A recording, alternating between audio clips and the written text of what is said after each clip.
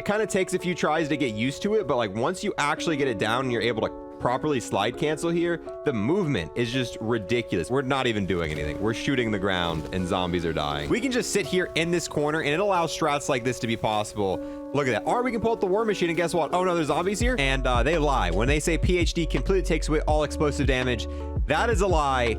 And I'll prove it to you real quick. All right, now here we are around 55, and this is the current health cap of Cold War Zombie. So whatever PhD slider does on this round, it's going to do on round 100, round 1000. All right, hold on. We got quite a few zombies here. If we can quickly take it up and go.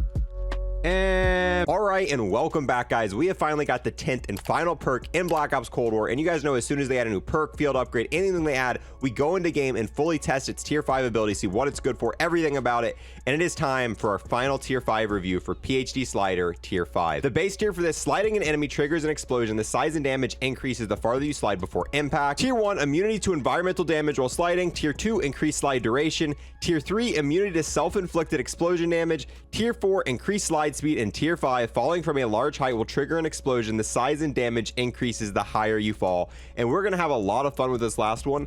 And honestly, when they announced PhD slider, I didn't realize how game-changing this was gonna be, but I think this perk completely kind of changes the flow of Cold War, changes how previous maps are gonna be played. And I find myself, when I load into game right now, one of the very first perks I buy is PhD slider, just because of how much it improves the gameplay of this game. And just like that, we're now loaded into game. Obviously, we're playing the brand new Forsaken map because this is the only map that actually has a PhD machine where we can buy the perk from. Obviously, you can still get it on all the older previous maps, but you have to get it from the Wonder Fizz machine. We got a lot of testing we're going to do today. We're going to test it on Outbreak. We're going to test it out on a few other maps. We're going to fully test this, and hopefully we're going to cover everything we possibly can for it.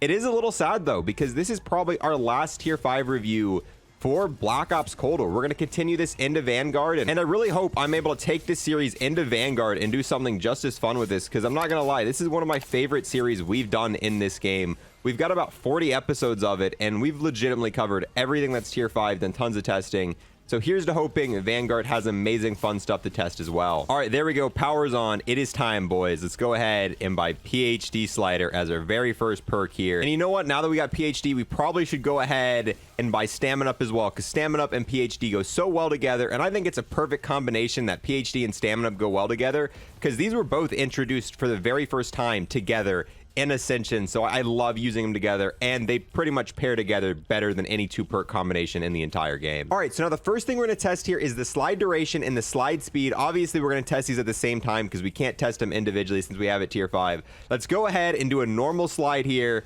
and look at that distance. That is crazy. That is insane distance and speed, but it also stacks with other modifiers. So if you put the Duster stock on, you're going to slide even faster. Or if you use the Psy melee weapon, which has additional slide properties, look at this. Look at that speed. And now, look at that movement speed. This, to me, is probably one of the best parts of PhD. You're going to be able to buy this on all maps, and the movement you can achieve with PhD, like, that is ridiculous. It almost feels like Black Ops 3 with the slide canceling going. When you use the size and PhD, it almost feels faster, actually. Like, look at that. Oh, well, you can mess it up too. It kind of takes a few tries to get used to it, but like once you actually get it down and you're able to properly slide cancel here, the movement is just ridiculous, which is going to be great for Outbreak. That is going to help you get to objective and objective so quickly on Outbreak. And I think this is probably the best part of this perk, is the slide speed and the slide duration. And you can use this to just ramp off of buildings. Look at this. If you slide towards the end of something, you can just go absolutely flying. And I think it's perfect for this map, but honestly, this is going to be super helpful on all maps. All right, since this is PhD slider, we obviously got to test out sliding into zombies. So let's go ahead and look at that. Look at those kills there. Obviously, the farther distance you slide, the more kills you're going to get. And using this in combination with other things, well, that didn't work. I don't know if we hit something else instead. Oh, there we go. Killed one zombie that time. Honestly, I don't find myself killing hordes with this. I mean, it could be. If you want to kill zombies with it, you can do it. And we're going to also test this on health cap. But I think what this is best at is saving your butt while you're reloading. Like, let us pretend we're completely out of ammo, or we're reloading right now, and we're coming up here, and oh, we got a zombie in our way. You can just slide into it. So that way, even if you're out of ammo, if you've got one zombie in your way, you can easily get rid of it and not have to worry about it cornering you or downing you by just killing that one zombie by sliding into it. That to me is super helpful, especially when you know you're on high rounds, you're loading the ray gun, and it just so happens there's one zombie in front of you while you're training. Being able to just slide into them and clear that path is so helpful and is definitely going to help you for high rounds and not going down. Now, obviously, one of the other game-changing abilities is you can't die to self-inflicted explosion damage, so we can just sit at the floor right here during this dragon event, aim at the ground, and just shoot this rocket, and it's not going to hurt us whatsoever. Oh, we do got to reload, though. Didn't think about that. Oh, doesn't matter. Get another shot off. Another shot off. I think we can do this whole event just looking at the ground. Honestly, I do think that the M79 with PhD might be an extremely easy round 100 strat. I am going to be making a video on that soon. In this video, we're just going to try out the Sigma with it. But as you can see, at least for this low of a round right here, we're not even doing anything. We're shooting the ground and zombies are dying. All right, there we go. Completely filled up the dragon event. All we had to do is look at the ground and spam shots. All right, now let's test the fall damage ability. If we go up here and jump off, look at that explosion. I was afraid that PhD wasn't actually going to do that in this game, that this wasn't going to be one of the tier upgrades we got, but I'm so glad it is, and we're going to have so much fun in Outbreak with it. And look at that. That's going to be, especially when you jump down on things, if you don't have stamina up and you take self-inflicted damage, there's a lot of times where you're going to go down because you jump off of something, take a little bit of damage, and there's a zombie waiting for you. If you've got PhD and there's a zombie waiting for you, that zombie is gonna be gone, period. All right, now here we are in the bunker, and we're actually gonna combine all these abilities together. We're gonna ramp up this sidewall here, and look at this. And boom, look at that. You can just slide up here, and it almost works as a ramp if you hit it at the right angle. Slide around, and land on the zombies and explode them. This is an insanely cool strat. It's not super effective. I mean, you're not gonna go to high rounds just sliding up this little half pipe here, falling down and exploding the zombies. But it is definitely the most unique, like, strategy I've ever seen. Just, you know, sliding up and down. Sliding up and nuke. Sliding. Oh. Yeah, definitely took me a few. Oh, come. Try it again. There we go. And nuke. Oh, the fun things you can do with this. You got to slide, like, right in this middle section here is where you got to aim for it to actually work. Oh, god dang it. Okay, there we go. No freaking way. We just got the ray gun. I don't think you guys understand.